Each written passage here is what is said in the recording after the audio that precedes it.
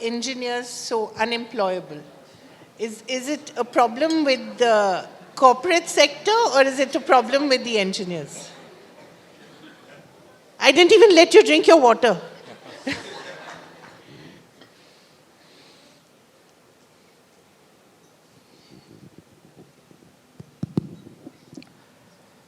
Thank you for inviting me for this Edu conclave conducted by the New Indian Express. My Nada phone is not working. Microphone is there, megaphone is there, but my Nada phone is not properly working. You may please excuse me for my throat. It's the right question put forward by our chair. The employability of engineers is very, very critical to Viksit Bharat. There is no doubt. I have some experience connected to the placement activities in which I was actively involved for approximately for last 25 years in my, not in KTU, the Kerala Technological University, but in Cochin University, where I teach in Department of Ship Technology. Some of the companies, they come with a psychiatrist, a psychologist. And these psychologists will be one of the interview panel members. And the technical interview will be there, asking some questions, technical questions. Some HR interview will be there, asking about their performance, something else and else. Then, last word is given by the psychologist. He will inquire about the physical, he will inquire about the mental strength of the candidate. Then the last decision is not based on the HR and the technical interview. The actual decision is made by the psychologist whether this person, this candidate should be selected or not. That directs to the employability of a particular candidate. And if psychologist is not coming, usually the employer, the manager will come and ask me whether, Sivaprasad, please select somebody for me who is actually, may not be having maximum marks, may not be a rank holder, but who can work with my company, not work hard, not work highly professional way, but can adjust with my team so that their productivity of that particular company is more. So that I give an advice to him, select this man, that man, this man. And this is the real example of how employability works in the actual industrial sector. So we need to consider the mental capacity and mental strength of a candidate in the new world order. That is my submission. No, so, sorry. There's a clear mismatch between what the employer expects from the job aspirant and what the aspirant expects from the employer. The aspirant wants what? And the employer wants what? Aspirants as such, nowadays they are only interested in money. That's not such a bad thing. But they want also to do less work and get more money. That is the aspirants are looking for that. But the employer, I don't know whether they are looking for there are recent comments on 90-hour work. 90 hours. I don't know whether they are asking for 90 hours per week. 90 hours per week. Yeah. 90 hours per week. But they want productivity to be improved with this, whether they stay back or they work hard during their time. So there is a problem. The mismatch is there between the candidates and the management, the employer. There is a mismatch, and we have to. It is our responsibility, the responsibility of the teaching professional, to bridge this gap. For that, AICT is introducing the technical contents are withdrawn and more social contents are being introduced in the curricula. It is very surprising to see that the mathematics is reduced And you have ethics and environmental science is being introduced for the BTech students, whereas the LKG and UKG students are also exposed. They are also taught these environmental sciences and ethics. So the same thing is repeated in BTech for BTech curricula. So there is a big mismatch. No, so are you saying that that's not a good thing? Because ethics and environmental Definitely, sustainability but are things that people should be aware of. Yeah, but when I was a student, no, I used to copy the ethics and environmental sensitivity of my teacher directly. There was no portion in my curriculum. I used to watch my teacher, what he is doing, and directly absorbing it. Nobody comes and instructs me that you have to do like this. It's very interesting that you're echoing what Professor Rao also said earlier. Is the problem with teachers? Yeah, there are. But what I used to, as a Vice Chancellor of Kerala Technological University, I went to a college and I saw that 4 o'clock, the bell rings, ring, ring, ring, ring. Everybody disappears. The teachers or the students? Teachers and students. And the college is just like it's a kind of a place where completely deserted place. What is this happening? We used to have, when I was a student 40 years back, our academic session, somebody sleeps, somebody yawns, it will end at 4 o'clock. But the real teaching, learning starts at 4 o'clock. We used to sleep in our department. We used to discuss. We used this combined study. Somebody was referring to combined study. We used to do combined study. And that was a culture. But absolutely, there is no culture like this. There is no cooperation. There is no combined study happening. 4 o'clock, ning, ning, ning, disappears. Everything is disappearing. Is this culture good for our academics? If we are looking at Viksit Bharat, which looks for innovation and skill development. Naturally, if you have a system during school time where all that matters is you getting 100%, you're not going to build team strength like that. You're only going to build a dog-eat-dog world, right? Or the dogs don't eat each other, thankfully. Only humans eat other humans, I think. But Dr. Seshayyan, coming to you, the problem in medicine is a little different. There's a real shortage. It's not just a question of the employability gap. There is a gap of enough people, right? I would not completely agree with you. It's kind of, there's a dichotomy. There's some kind of an absolute gap in certain areas, but a relative gap. Now, what has happened in medicine is that we've lost the culture of a family physician, a family doctor. Now, no one wants to take up general practice as it was called those days. That's right. And a kind of family medicine. Now it's called internal medicine. No, internal medicine is slightly different. Right. And then everyone wants to go for specialization. So what in the bargain happens is in rural areas where, the population cannot afford a specialty treatment, there is a gap. But then this is something like top-heavy organization. Right. There is a specialist-heavy medical setup which has come in. So that is a kind of a gap that we see, and we need probably to inculcate the habit of family medicine, bring back the system. And I do endorse with whatever he said. It's not only in technical universities, sir. When I was a student of the med school, 4 o'clock was the time, 4 p.m. in the evening was the time when life started. When we went to the clinical wards, we learnt, we discussed with our professors, and then we learnt many things on ground. Now 4 o'clock, a medical school is deserted. No one is there. And I had the habit of asking them what's happening, and people told me, ma'am, you belong to the older generation, don't expect people to be available there. We're all, of the new generation, and we are off.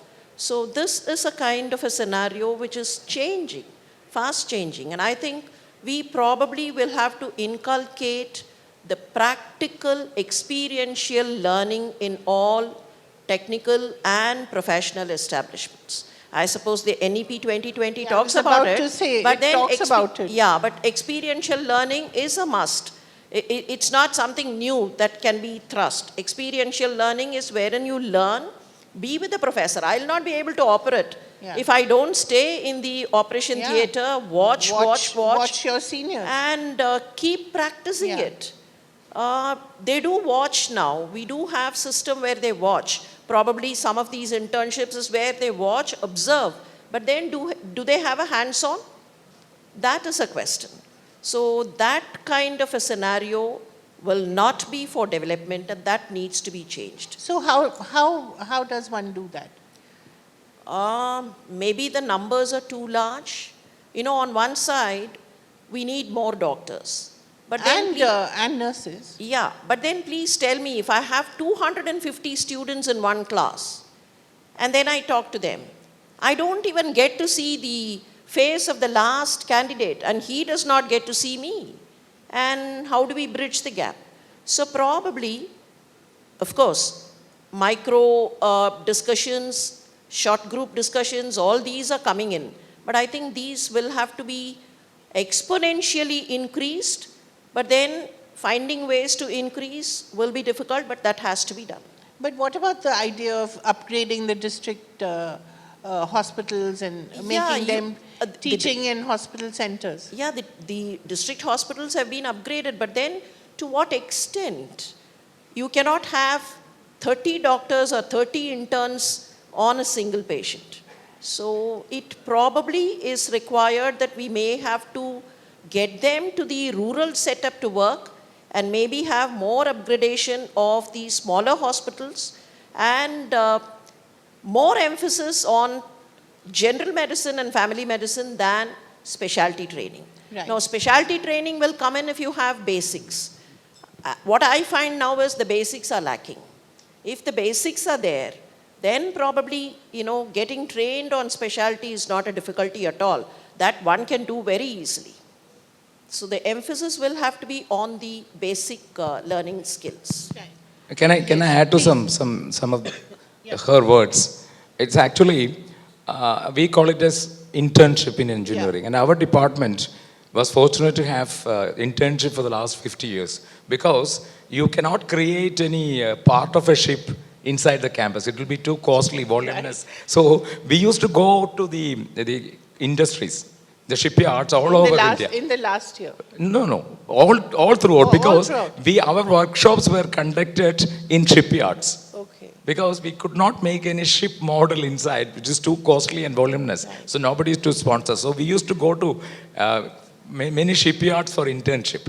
So when we go there, absolutely internships, the interns are not supported. We would be standing 8 hours in front of a person. There were no facilities given for interns. And how they acquire, but we used to acquire. But the recent development in this internship practice is that the Prime Minister's internship practice, it has been Prime Minister's internship scheme. You can use your company's CSR fund for improving the internship in that particular company. For the first time, internship CSR was allowed for the young generation. It was all for old people, for women, for kids and all. But for the first time, the CSR was opened up for the youth. That means graduates and students can go to a company where the company would facilitate the internship using their own CSR fund. But has it made a difference? Yeah, that is coming up. I think I was the independent director of BHEL.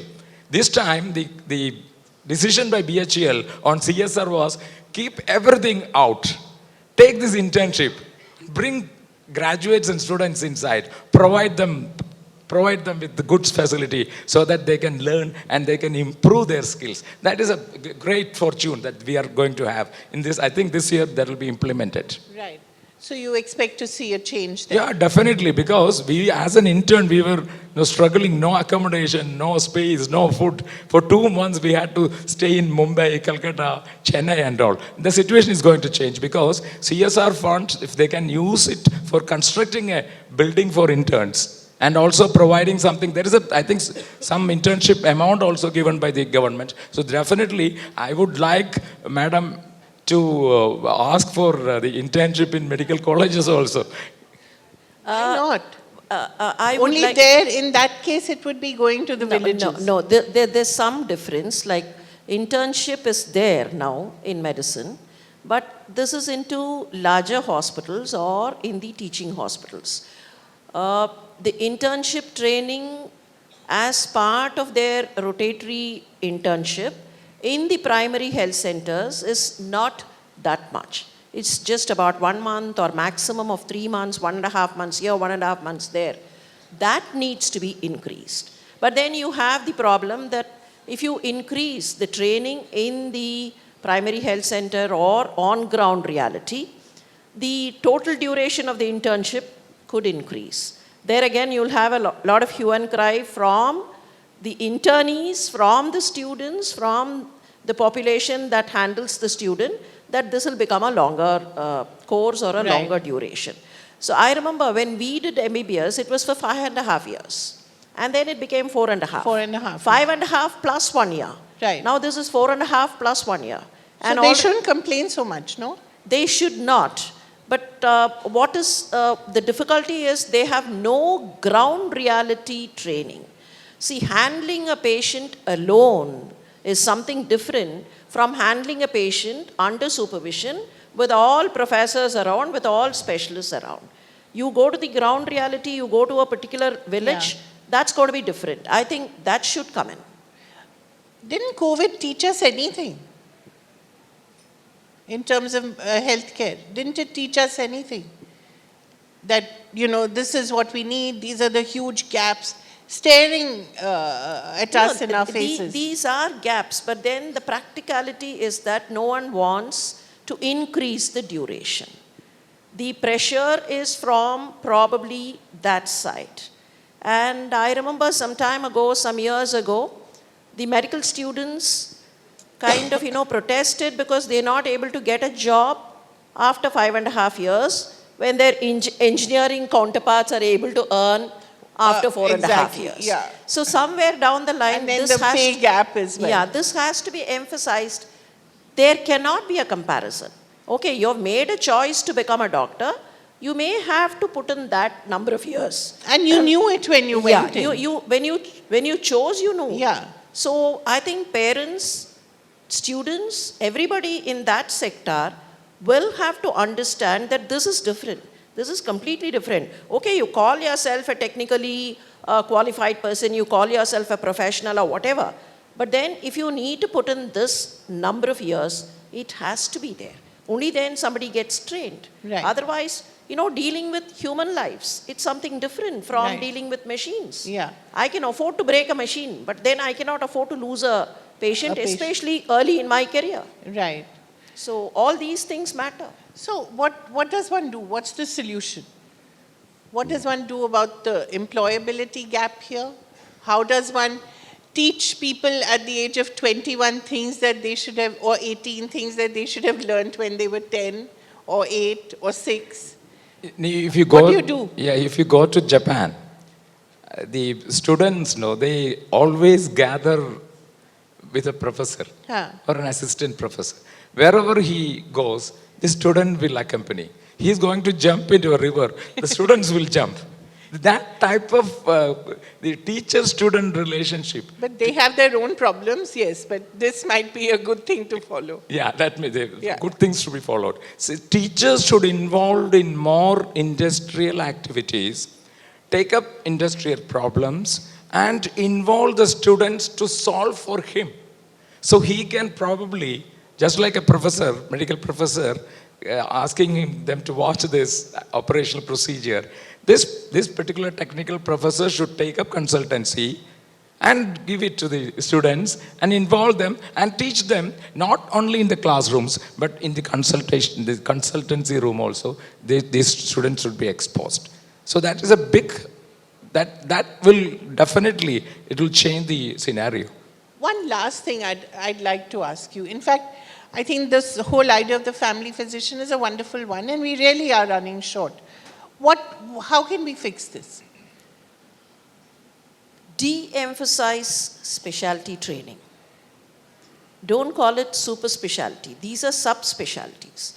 Now, I'm not joking. Maybe it appears or it sounds a little pungent, but then when we start calling super specialties, we are kind of giving it a larger than life image. Yeah, that a cardiologist is somehow bigger try to than make it. These are subspecialties. You cannot be a cardiologist if you are not a good internal medicine person.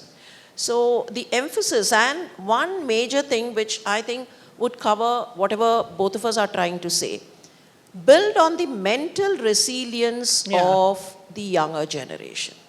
See, as a teacher, I've noticed 20 years ago, if one of my students had a problem, some kind of being upset, that person would hesitate going to, to the hometown or something, would want to slog even during study holidays. But today I notice there are at least 30% of them who have some kind of a mental instability, primarily because they've had everything until now, until the time they come into the medical school. And if they kind of, don't perform to that level, they feel they are doomed. Now, this kind of thinking where there is no resilience, you can't be all the time the topper.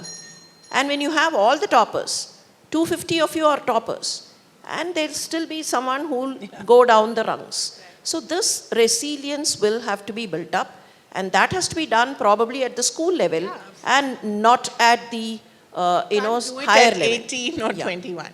Thank you so much. There's so much to take away, and we did it fairly efficiently and quickly. So we are all employable, I think. Thank you so much. Thank you, everyone.